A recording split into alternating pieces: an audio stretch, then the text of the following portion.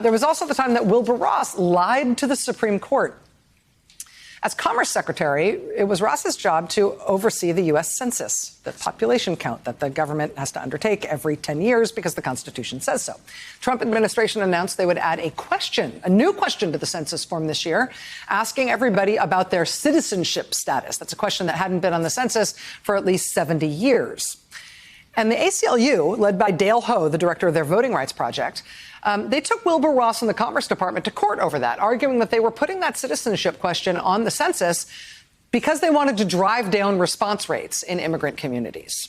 And that would produce a U.S. population count that was whiter and more Republican, and that would in turn skew the apportionment of congressional seats and the distribution of federal funding toward whiter and more Republican areas because they counted and less white areas didn't. Wilbur Ross said that was a ridiculous set of allegations. He had merely added the question to the census, he said, because the Justice Department told him to. He was barely involved. But a number of federal courts, eventually the U.S. Supreme Court, found that that was not true. In fact, the evidence showed clearly that Wilbur Ross had decided to add that citizenship question and then afterwards went flailing around trying to find some pretext to justify it, even as more and more evidence emerged showing that the citizenship question was exactly what it appeared to be. It really was straight up a ploy by the Trump administration to advantage white people and Republicans in congressional representation by excluding immigrant communities from the census count.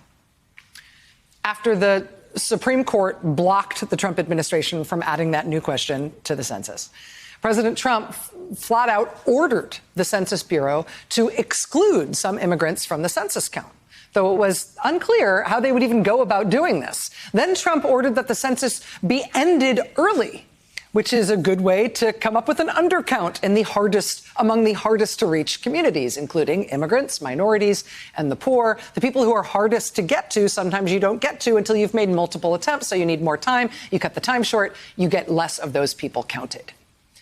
Trump also decreed that the census count had to be delivered to him before the end of his term, so he could approve the count before sending them to Congress, presumably so he could make sure on his way out the door before he was replaced by his successor that the numbers were rigged in the way that he wanted. But that did not happen. A census count did not get delivered to President Trump before he left office. We got the 2020 census count today. And the top line numbers are fascinating, and people will debate the ramifications of these for the next few months. Texas gains 2 seats in the U.S. House. 5 other states gain 1 seat each. 7 states lose a seat, including California, which is losing a congressional seat for the first time ever. New York loses a seat. They thought they were going to lose more than 1 seat. Turns out they only lost 1, and they would have even kept that 1 if only 89 more census forms had been returned from New York State. Lots of interesting stuff there.